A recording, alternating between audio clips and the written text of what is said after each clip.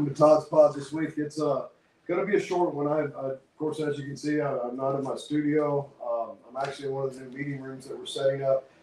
Tomorrow's our grand opening, so are we completely ready? No, but we don't have to be. I tell people I've been to meetings in a lot worse places, but we'll get on it. Today, I just kind of wanted to talk about let go and let God.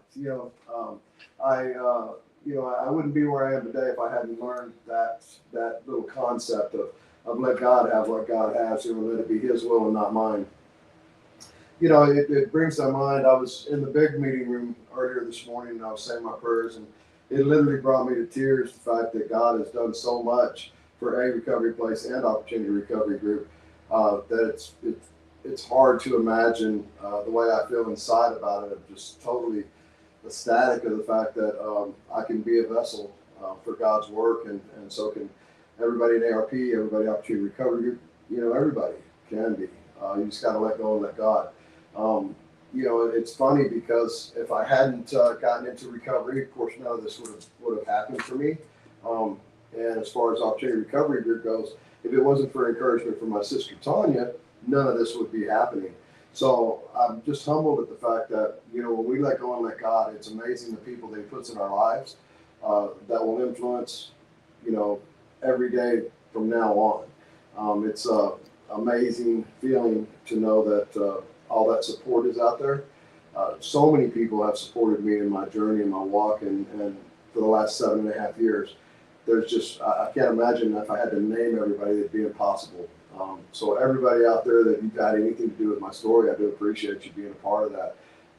And hopefully we'll continue on to do what God puts in front of me and needs me to do. But if you're struggling out there, just remember, if you let go and let God. I know it's hard to have patience. Patience is not an easy thing to get, but He does it in His time. And I know sometimes it looks really rough and it looks really bleak, and you don't know what comes next. But if you can conceive that whole let go, let God, you will find that He will do miracles in your life. I got stuck on the second step when I first got sober. Some of you know about the steps, some of you don't. But the second step basically says that we believe that God could restore us to sanity, and I had switched the word could to would, and I had a hard time with that because I knew He could, but I didn't think He would, because I was in those trenches and in my addiction, my alcoholism, pretty much my entire life. And I don't know how many millions of times I've asked God to take me out of it, but it wasn't until it was His time. It wasn't until He was done with the work in me that He actually, that I guess I allowed myself, I gave myself the grace to get better. But He, I just can't even begin to imagine to describe what He has done in my life. And that second step, my sponsor, asked me, and it was like, well, I didn't believe that He would, but I knew that He could. So that's really all it was taking, was just changing that one word from would to could. And then I knew He could. I didn't think He would, but I knew He could. And that headed me on down the road a little further into recovery. So if you're out there struggling and you don't think God will, He will, and He could. You don't have to believe that He will. You just got to believe that He could. And let go and let him do His thing. It's an amazing journey. Recovery is, I can't even begin to describe how amazing that is. And I see it in so many people that have gotten recovery. There's people that have shared with me things that their lives and where they're at now. And it's just amazing to see those transformations. And so we're in San Antonio. We're at 11622 El Sendero Road. We'll have all kinds of meetings. It doesn't matter what A you subscribe to. We will definitely probably have a meeting for you. Opportunity Recovery Group is actually not really any of the A's per se. It's more of a mixture of everything. So it doesn't matter what group you belong to. Opportunity Recovery Group is for you. It's to allow everybody to kind of know each other, because you have people that are in NA and people that are in AA that really don't know each other. But through Opportunity Recovery Group, it gives them an opportunity to get into the rooms together and talk about their recovery, because there's so many different paths to recovery.